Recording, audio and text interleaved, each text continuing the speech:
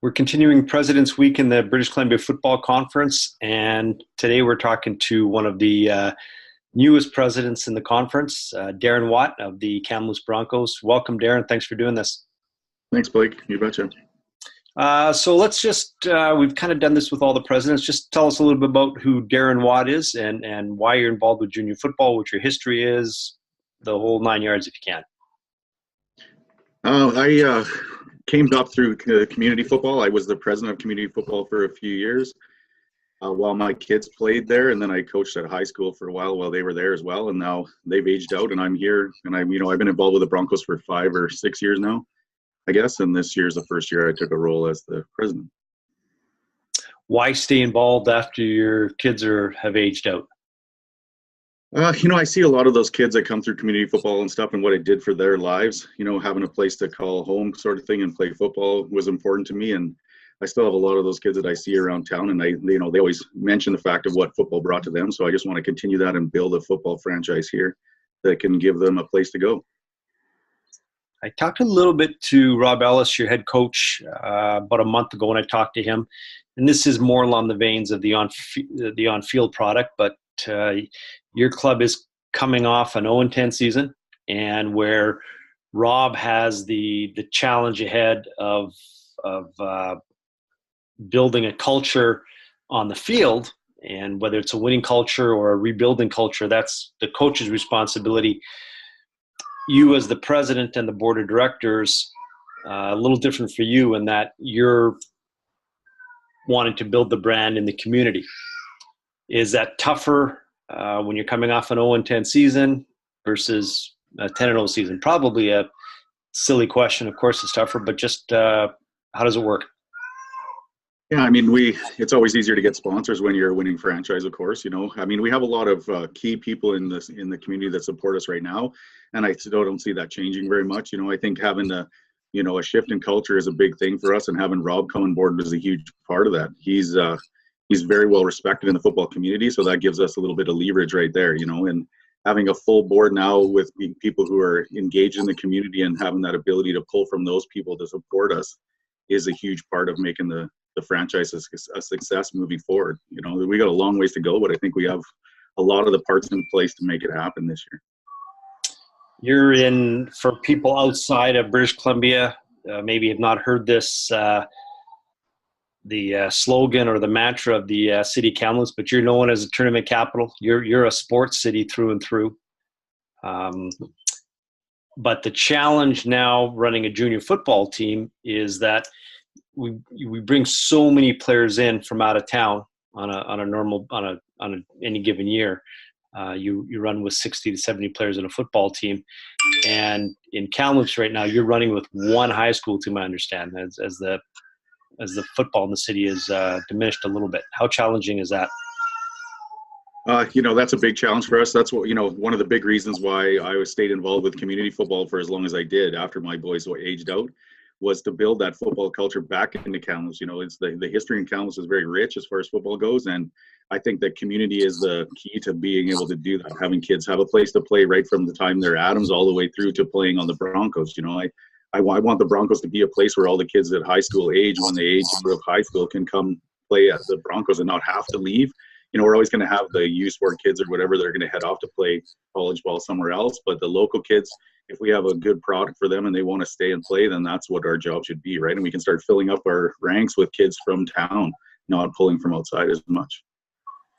And again, I asked Rob this question, but with regards to the players, but with one high school now, have you seen that it affects your ability to garner the corporate support for a football team, or is the junior program kind of an entity on its own? It's not affecting your bottom line that way? We kind of run by ourselves for a while now. It definitely affects us, the football thing, right? But I think we're making moves with the community football guys to run, higher levels of community. They're going to run Bantam this year, and we're working on a midget team that'll give those kids that don't have a high school team to play, which is quite a few now in town, a place to play. So we're hoping that gains traction and support. I know Rob fully supports it, and we've talked quite a bit about it. So once that program gets up and running and gives all the kids in all of town somewhere to go, then the fact that we're down to one high school may not be as bad of a situation as we thought it might be. I think that they can come and play in Canadian rules midget ball, which will help prepare them to play at the Broncos and maybe make that transition from, the younger ranks or high school age to the Broncos a little bit easier. This is a coaching comment about the on-field thing, but it is ironic. You brought up midget playing CFL 3-down football with the high schools playing 4-down. Kind of a challenge to itself, but maybe having a midget team back in Kamloops will help out. Yeah, I mean, that's my goal, is to have midget there and have those kids. I noticed a lot of the younger guys that come right out of high school when they show up at the Broncos, having played 4 or sometimes longer years of American rules football. It's a steep learning curve for them, to play on the bigger field again and just change back to playing that. Lots of them played that game when they were younger, all the way up till junior bantam was the last level that was offered in Kamloops. This year they're going to offer bantam, and we're hopefully going to run a midget program that bridges the gap, and so then they can keep playing Canadian rules all the way through. And that'll be huge for those kids to not have to take a huge swing at learning the game again that they've been away from for 3 or 4 seasons. So is the midget team a goal for this year, or is it still a work in progress? I think the midget team for the fall is probably a go for us. I think there's enough kids just in the the high schools that aren't going to have football this year. There's enough kids to field it. And I believe that the leagues in the fall are going to be 9-man, so that helps us out quite a bit with our recruiting numbers and makes our minimum team size smaller. So that's a big thing for us. It should make it a lot easier. I just back to the business aspect of the program. You've got the Kamloops Blazers in town, a historic WHL team, very historic WHL team, and they're actually been one of your supporters the last few years. Just kind of talk about that and explain how that works with the foundation. Yeah, I mean, the foundation's been great. We make applications to them when we need stuff, or if we have some idea of how we could use some of that money, and they've always been more than happy to support us, and we're very happy to put them on our our gator at the field and stuff. Has the Blazer Sports Foundation on the side of it and stuff like that. So it's a huge part for us to be able to access that money, because there really is it's limited to all the places we can pull from. And they've always been really kind to us and helped us out as much as they can, or see fit to help us, and we'll take that all day and make it buy stuff for the kids and make it work. It's an uphill battle at the best of times running a junior football team with all the volunteers. I don't think people realize you're doing this as a labor of love, as are all your volunteers. I remember a few years ago I sat when I was in Kelowna involved the Okanagan Sun, and we had a lunch with Bruce Hamilton, the owner of the Rockets, who was going to give us some advice on running a franchise. And once the formal meeting was done, he asked a little bit about how the organization worked with the Sun, and I explained, we bring in about 50, 60 kids, whatever the number is, and explained to him what the budget is. And he kind of stopped, and he said, "You bring in that many kids on compared to a junior hockey team, a shoestring budget." And he said, "With volunteers." And he looked at us and he said, "How do you do it?" And we kind of chuckled that, okay, this is our pep talk, and he's kind of making us think we're crazy. So the reason we're doing these President's Week interviews is hoping that these videos gain traction in the local community, and hoping people in Kamloops see this video, see us talking to Darren, and understand that the Broncos are a volunteer run organization that is always looking for assistance, whether it's volunteers or corporate. Fair to say? Oh, absolutely, yeah. We are the same boat. We run completely on volunteers, and we have a very core group of guys that come and help us, guys and ladies too, that come and help us out. And we're very thankful to have that much help. And like you alluded to, everybody on our board and the team organization are all volunteers. So that's a huge part for us, and having their name out there in the community just helps to bring people towards us. Whenever we have those kind of things, we always have people call up and say, "Hey, I didn't even know." Some people might not even know that we have a football team in town. So that's something we need to fix. If a football fan in Kamloops has been to a game, they know what Hillside Stadium is. The BCFC teams are all pretty proud of their parks. They're probably the best junior stadiums in the country to play in. There's a real strong argument that the Hillside Stadium that you guys have is the best. The views, those damn loud stands when people start the Broncos stomp. Not much better place to be on a Saturday night than watching a Broncos game. Yeah, for sure. And that's why we're lucky that the city has worked with the Lions for years, and they have their spring camp there for the same reasons, right? Everything that they need is at hand, and their facilities are second to none. And I think you wouldn't find many people that would argue that with us. That the rooms and the weight training facilities and stuff, and having TRU right across the street it's technically it's on TRU's property, right? So it's inside the campus itself. We have, TRU is a big university now. It's a full university. We have a huge trade school that's right there off the end of the field. So, it gives the players and people who want to play on the Broncos a nice, covers everything, I think. Crowd support is pretty good there. We talked as outsiders that, man, if this team ever hosts a BC championship or beyond a national championship, that atmosphere in that stadium would be amazing. Yeah. I mean, that's our goal, right? That would be the total game would be to be able to do that. In the future, moving forward here, I hope we can get to that point for sure. The crowd's pretty, when you're dealing with watching a 500 team there, the crowds, they're pretty boisterous, pretty loyal. So you're pretty fortunate. Yeah, I think, like I said, the history of football in Kamloops is pretty deep. So I think there's a lot of those guys who are sitting on the sidelines or in the stands waiting and watching, hoping that they can have a little bit of that glory back in town.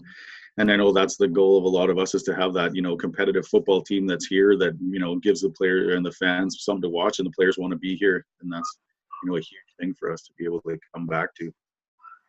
We talk, about Kamloops, the tournament capital.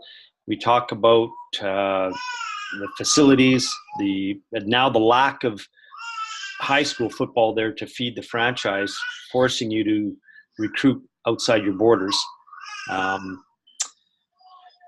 Broncos are what? Refresh my year. How old now? 12.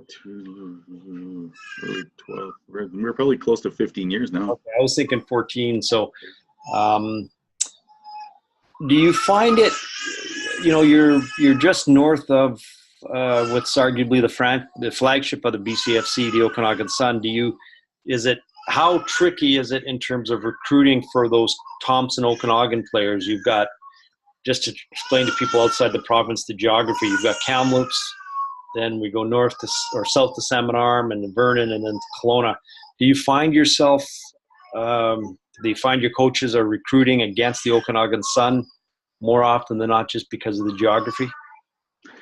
Yeah, I mean, our local players, they're sort of, the guys that are coming through from Kamloops are fairly loyal to Kamloops, to the Broncos. So I think we definitely get first crack at those guys for the most part, just because they've, we try and include them all the way through while they're in high school, right? We'll get them up and get them introduced to the team, and so they can feel as part of it anyways. And that's a huge thing for that, right? So, I mean, the players that our coaches are looking at are definitely coming from other places too. And the Okanagan is, there are the guys that everybody wants to go to, right? So that's what makes it tough for us. But, we seem to work it out all right. It's we talked about before we started the interview. It's just a matter of timing, isn't it? I mean, the Okanagan Sun came along in '81. They were the only show in the Okanagan, Thompson Okanagan. Only team I pretty much, in BC, recruiting in Alberta and Saskatchewan. And plus they had a lot of football to recruit from in Kamloops. I think probably back in those days you had 4 teams. They were largely built on Kamloops players. Timing's everything, isn't it? Yeah, it is. I was looking here not that long ago on the all 25-year team for the Okanagan Sun, and it was amazing to me how many guys were from Kamloops, between the Cam High from the Red Devils and from the Wundas and stuff at Westside. That's a huge thing, from having both of those teams feed to the Okanagan. And then, when we play the Sun in that one game, the home game against the Sun is always a huge crowd draw, because there's so many alumni for the Sun that show up, that they're, have, history and roots in this league and in with that team, right? So it's a big draw for us to come and watch. And that's, it's sort of the pattern that we want to use, is to have a team that's competitive and be able to compete the way the Sun does. Would be a huge thing for Kamloops, and that would be good. I know you've got some members of the Sun alumni that are involved in the coaching, but does it frustrate you a little bit when you know how many former junior players are right in your backyard, and, hey guys, you got a team here, think about what you were given when you played with the Sun, we could sure use that help? Do you find that, does it ever get discussed, that's a little frustrating maybe? Yeah, we discuss it, but it's not as frustrating as as I would do. I have a couple players right now, the kids that I coached in high school, whose dad or who were parents were like their dad played on the Sun and was like an all-star with the Sun. He kept him here and he's playing with us since at the Broncos, and to have that guy in the stands, even though he knows he's a Sun alumni, and still have his son play the Broncos, to me speaks volumes of our program and his character and stuff. And having his son around is huge for us, right? And there's no doubt in my mind, or when you talk to him, that he's definitely a Sun alumni, but he still supports and wants the Broncos to succeed. And his kid's got a Broncos jersey on, not a Sun jersey. So that's a huge thing for me. Well, I will take that one little push for you and say, as a BCFC exec, it's a little frustrating watching. And if you're a Okanagan Sun alumni in Kamloops, I'll say it. Think about what junior football meant to you, and you got a franchise right in your backyard that would love your help, whether it's a little or a lot of time. Pick up the phone and call Mr. Watt. Yeah. There's your. I will appreciate it. That's for sure. There's your plug. Thank you, sir. So let's just again, you're new to the president's chair. What's been has there been one thing that's been kind of hey, this is a great experience, I'm enjoying this, or has there been something, and maybe I'm putting you in the spot here, has there been a curveball thrown at you where you're thinking, what am I doing this for? I had no idea this was going to be as much work as it is. Oh, I mean, it's definitely a lot of work, but it's one of those things that I love to do. The guys that we have on the board now are all guys that I have a ton of respect for, and we've brought in some new people. We've moved around people from other positions to new positions. Like, we have a lot of returning members on our board but everybody's doing a new job. They were not what they were doing last year. So it's been really good, and that's sort of the reason why I hang around, is because I think we're all of like mind. We all have a goal in mind. We're all willing to work for that goal. And we don't have anybody, calling in sick. Everybody comes and shows up when it's time to do the work, and, having those people show up day to day. And when we go to meetings and stuff, that everybody's there and everybody's willing and excited for the season, and everybody feels that we're, we're going to start at the bottom, when that's fine, right? But we're on our way up. I totally feel that way. And I think everybody in the room feels the same way. So having that positive atmosphere and positive energy is a big thing. And, we've gotten some good coaching staff in place now that we feel has the tools that they need to make it. We just need some, get some good recruiting going and get some players that'll fill some of the holes we have, and we'll move on from there, and everything's moving upwards from here. I know we talked about the midget team and wanting to hopefully build as much as possible with local players, because that gives them a place to play. But the reality of the situation is the majority of your roster is going to be brought in from the prairies. Yeah. Big job for your directors, housing, jobs. Let's kind of get the word out to the community here. What are you looking for in terms of billet support, job support?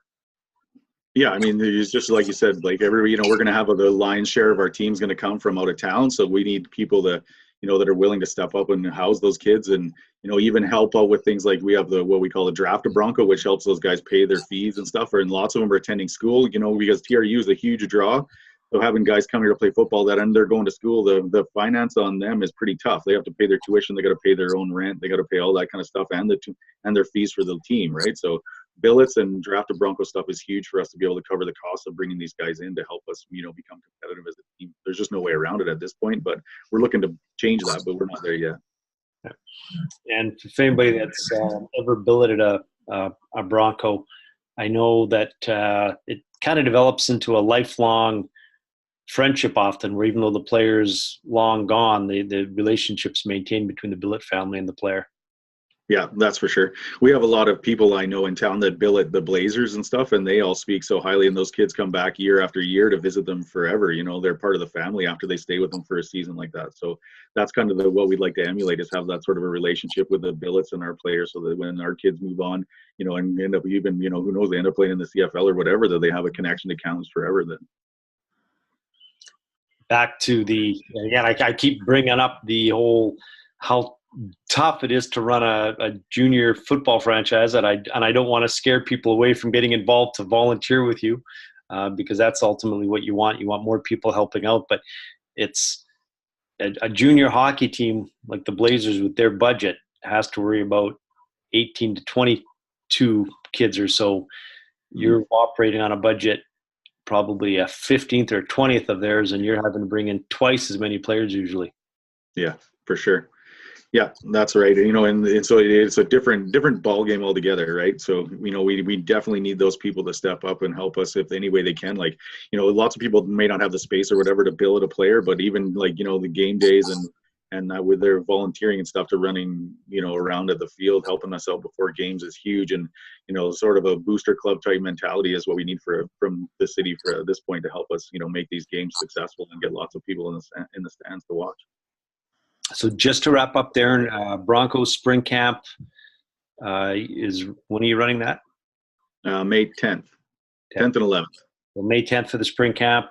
Season's going to kick off somewhere around the end of July or so. So if anybody's looking to get involved with building in a player, that sort of thing, those are the dates to keep in mind. We're going to include the Broncos website. I'm assuming all the information with regards to Draft of Broncos there. Contact information for yourself and your building coordinator if anybody wants to get involved either at the corporate level or the volunteer level or the billet level. Yeah, absolutely. We'll take all the help we can get. Okay, perfect. Appreciate you doing this, Darren, and good luck to the Broncos this year, and we will see you in July. Perfect. Thanks, Blake.